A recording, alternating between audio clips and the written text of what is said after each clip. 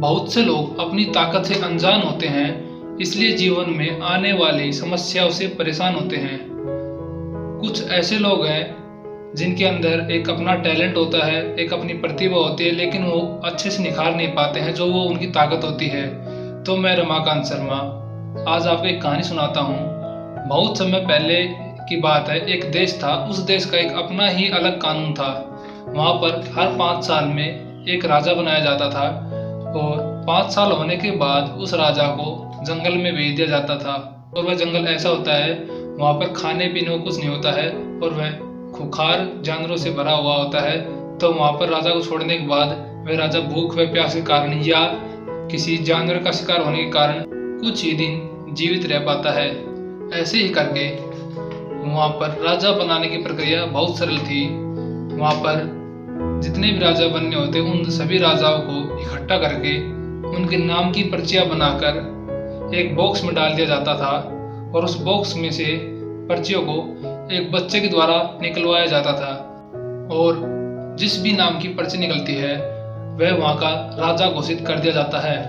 तो ऐसे ही एक राजा बन जाता है और वह राजा बनने के बाद अपने राजा वाली लग्जरी लाइफ को जीने लगता है और भूल जाता है कि उसको 5 साल बाद जंगल भी भेज दिया जाएगा। तो ऐसे करते करते उस राजा के 5 साल बीत जाते हैं और जब उसको जंगल भेजने के लिए बोलते हैं तो वह वहाँ के लोगों के सामने गिड़गिड़ाता है और बोलता है कि मुझे जंगल मत भेजो, मैं यहीं पे रहना चाहता हूँ। लेकिन वहाँ के लोग अपनी शर्त के अनुसार उस राजा को उस जंगल में छोड़ आते हैं और वहाँ पर छोड़ आने के कारण वह राजा भी और राजाओं की तरह कुछ ही दिन जीवित रह पाता है। ऐसा होने के बाद फिर वहाँ पर एक नई प्रक्रिया स्टार्ट होती है और वहाँ पर एक नया राजा बना दिया जाता है। लेकिन जो यह राजा बनता है यह खुशी खुशी जंगल जाता है और राजाओं की तरह गिड़गिड़ाता नहीं है।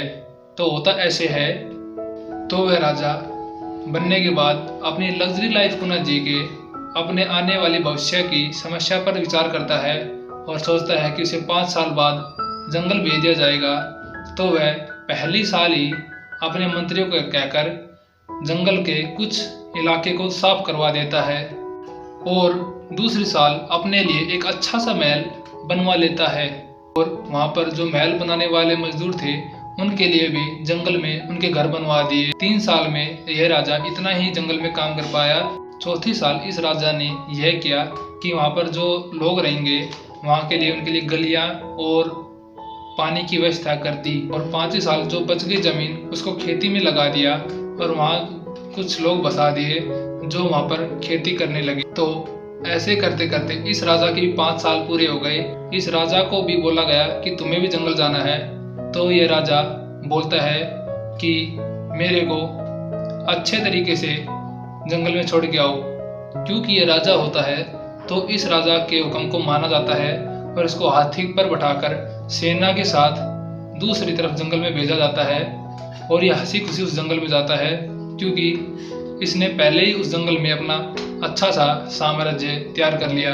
क्योंकि यह एक देश से विदा होकर दूसरे देश में जा रहा था और जो इससे पहले राजा थे उन्होंने कभी भी अपनी समस्या पर विचार नहीं किया और इसने अपने समस्या पर विचार किया।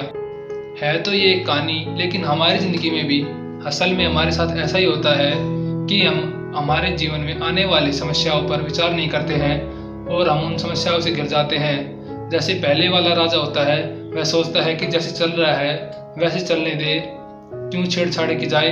और जैसे उसके 5 साल पूरे हो जाते हैं तो उसको जंगल में भेज दिया जाता है। लेकिन जो दूसरा वाला राजा होता है वह इसके विपरीत होता है और सोचता है कि अब कुछ दिन मेहनत करके अच्छा सा अपना साम्राज्य स्थापित कर लिया जाए और वह साम्राज्य स्थापित कर लेता है। ऐसे ही हम अगर कुछ दिन मेहनत कर लें तो हम भी हमारा साम्राज्य स्थापित कर सकते हैं।